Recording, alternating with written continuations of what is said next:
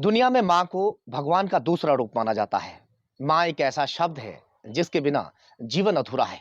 माँ बच्चे को 9 महीने तक कोख में रखती है और जब बच्चा दुनिया में आ जाता है तो उसे अपने खून से सींचकर दूध पिलाती है, पालती है, पोसती है, बड़ा करती है। यहाँ तक कि जब बच्चा बोलना शुरू करता है तो उसके मुंह से पहला शब्द माँ निकलता है। और जिस बच्चे को पाल पोस कर माँ बड़ा करे और बड़ा होने के बाद में वो बच्चा उस माँ को काट कर खा जाए तो वाकई इससे ज्यादा दुर्दांत घटना क्या हो सकती है। दुनिया में ऐसे भी लोग हैं, आप सोचने पर मजबूर हो जाएंगे। आदाब, नमस्कार, सत श्री अकाल। आप देख रहे हैं खबर तहकीकात और मैं हूं जहीर खान। आज की जो सच्ची घटना मैं आपको बताने जा रहा हूं, यह घटना फरवरी 2019 की है। दुनिया में एक देश है स्पेन और स्पेन का एक शहर है मैड्रिड। यहाँ पर एल्बर्टो सांचेज गोमेज अपनी माँ मारिया गोमेज के साथ रहता है। उनके साथ एक कुत्ता भी है। हंसता खेलता परिवार है। सांचेज एक वेटर की नौकरी करता था। अचानक वेटर की नौकरी उसकी छूट जाती है। नौकरी छूटने के बाद सांचेज सख्ते में आ गया।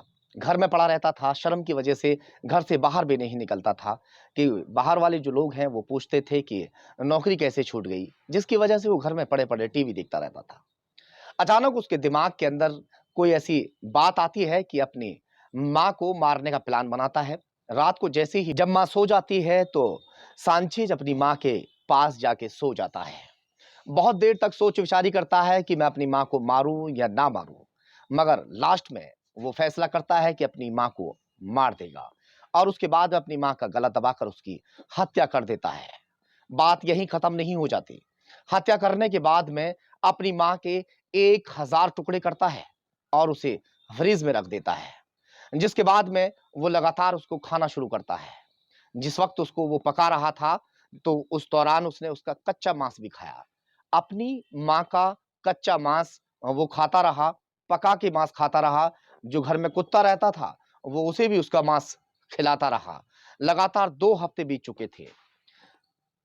उसकी माँ की जो फ्रेंड थी वो मिलने के लिए आती है। सांचेज से आके पूछती है कि मारिया कहाँ है? तो वो कहता है कि हमें पता नहीं है, वो कहीं चली गई है।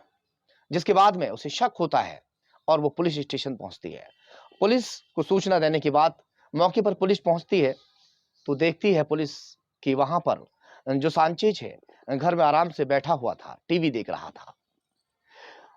सांचेज को पकड़ने के बाद जब पुलिस पूछताछ करती है कि आखिर तुम्हारी माँ कहाँ गई, तो वो कहता है कि मैंने अपनी माँ को मार डाला है और मैं अपनी माँ को 2 हफ्ते से लगातार खा रहा हूं।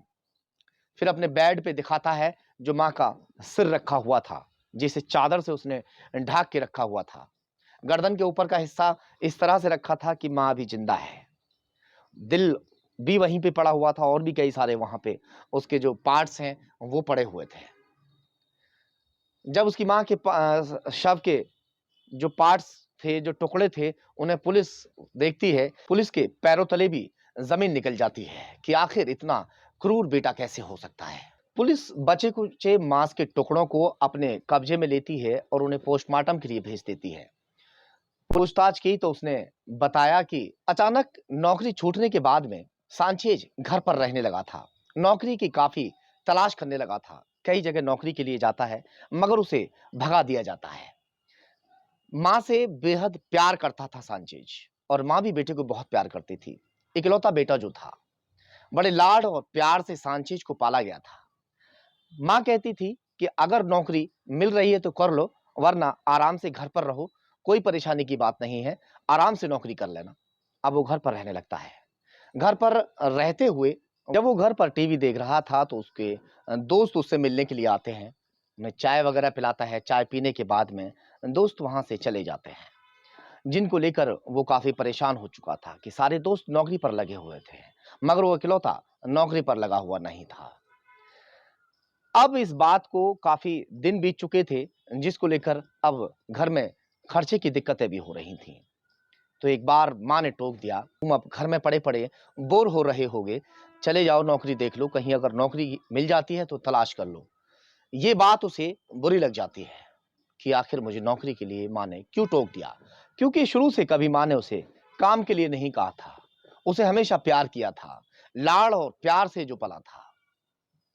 अब वो माँ को मारने का प्लान तैयार करता है कि अब मैं माँ को मार दूंगा ताकि मुझसे कोई नौकरी करने के लिए नहीं कहेगा। जब रात होती है तो माँ को अपने हाथ से खाना बनाकर खिलाता है।